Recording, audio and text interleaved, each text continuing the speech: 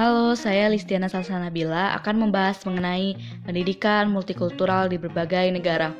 Di dalam setiap negara, masing-masing pasti memiliki perbedaan antara satu dengan yang lainnya, terutama mengenai pendidikan. Di sini, saya akan membahas mengenai pendidikan multikultural di berbagai negara.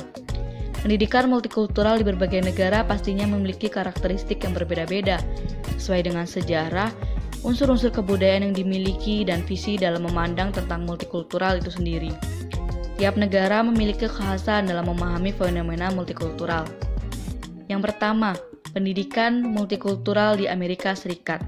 Pendidikan di Amerika Serikat mulanya dibatasi pada imigran berkulit putih. Sejak didirikan sekolah rendah pertama tahun 1633 oleh imigran Belanda, dan berdirinya Universitas Harvard di Cambridge, Boston tahun 1636. Tahun 1934 dikeluarkannya Undang-Undang Indian Reservation Act di daerah reservasi suku Indian. Kelompok-kelompok etnis yang hidup di Amerika Serikat diantaranya yaitu A. White Anglo-Saxon Protestant atau WASP. Pendidikan di Amerika Serikat didominasi oleh budaya White Anglo-Saxon Protestant. Artinya, dikhususkan untuk kelompok kulit putih yang kebanyakan berasal dari Inggris dan beragama Protestan. Ini merupakan tradisi tentang siapa yang harus jadi penguasa di Amerika Serikat.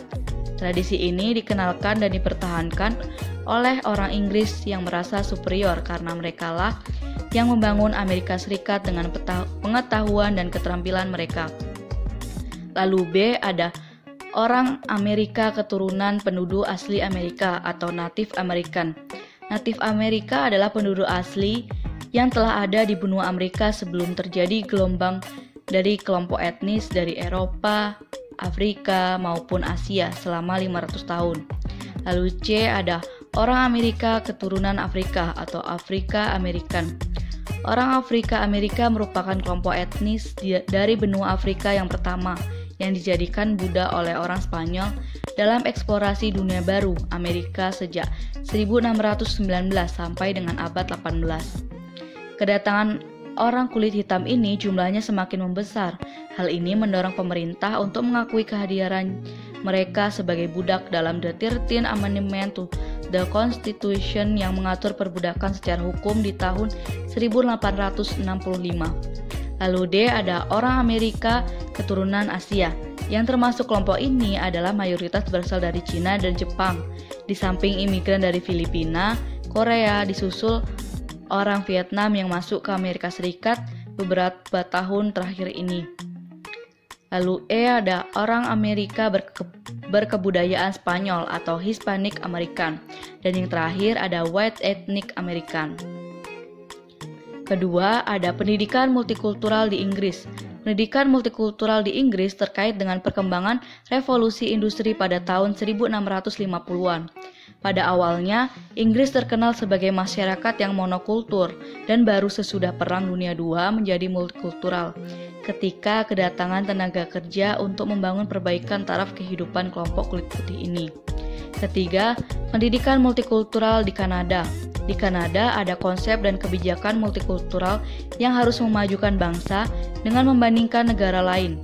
Negara ini berusaha keras untuk tidak terlalu menggantungkan ekonominya pada Amerika Serikat dan mencoba mempersatukan multikulturalnya demi kemajuan bangsa. Sejarah pertumbuhan penduduk Kanada dapat didefinisikan atas 4 kelompok, yaitu A. Etnis asli, ada 50 jenis dengan berbagai bahasa yang hidup secara nomaden sebagai pemburu dan petani. Lalu B. Abad 16 sampai 1760 masuk etnis Prancis sebagai penjajah dan pedagang karena pedagang bulu binatang. Lalu C. Ada kedatangan Inggris setelah Treaty of Paris tahun 1763 yang ditambahkan etnis Prancis yang terlibat perang kemerdekaan Amerika tahun 1776. Lalu D, ada imigran dari Eropa, terutama Belanda, Ukraina, dan Jerman. Asia yaitu Jepang, India, Cina. Dilatar belakangi kebutuhan pekerjaan di provinsi Tengah dan Barat. Pada tahun 1972, didirikan Direktorat Multikultural di dalam lingkungan Departemen Luar Negeri untuk memajukan cita-cita multikultural, integrasi sosial, dan hubungan positif antar ras. Upaya tersebut melahirkan Canadian Multiculturalism Art tahun 1988. Lalu keempat, ada pendidikan multikultural di Australia. Australia tidak dapat menahan masuknya orang asing, sehingga dia tidak dapat menutup ekonominya bagi bangsa-bangsa Asia dan Pasifik. Karena imigran dari kedua benua itu masuk dengan jumlah dan waktu yang sangat cepat. Akibatnya, Australia menggunakan kebijakannya dari White Australia Policy in Multicultural Policy. Dampak dari perubahan itu membuat orang aborigin meningkatkan kepercayaan dirinya. Aborigin merupakan penduduk asli Australia yang berasal dari benua Asia. Menyusul imigran dari Eropa yang sebagian merupakan orang hukuman dibawa oleh Kapten Arthur Phillip. Pada mulanya, imigran pertama yang memasuki Australia berasal dari para pidana serta pembangkang politik Irlandia. Kemudian kedatangan orang Jerman yang terusir dari negerinya karena masalah agama. Menyusul orang India dan Cina sebagai pekerja keras.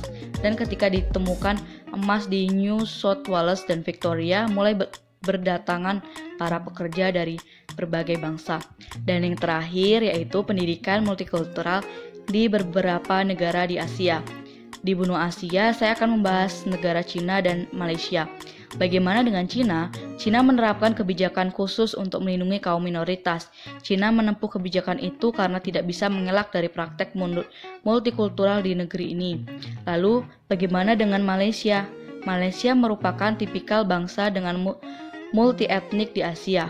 Malaysia telah mengadopsi kebijakan asimilasi melalui kebijakan Bumiputra Policy. Jadi, ada pembagian fasilitas kepada kaum Bumiputra. Tetapi, sejak perkembangan ekonomi internasional berubah makin cepat, lahir kecenderungan baru ke arah pluralisme budaya atau cultural pluralization. Sekian yang dapat saya sampaikan. Terima kasih.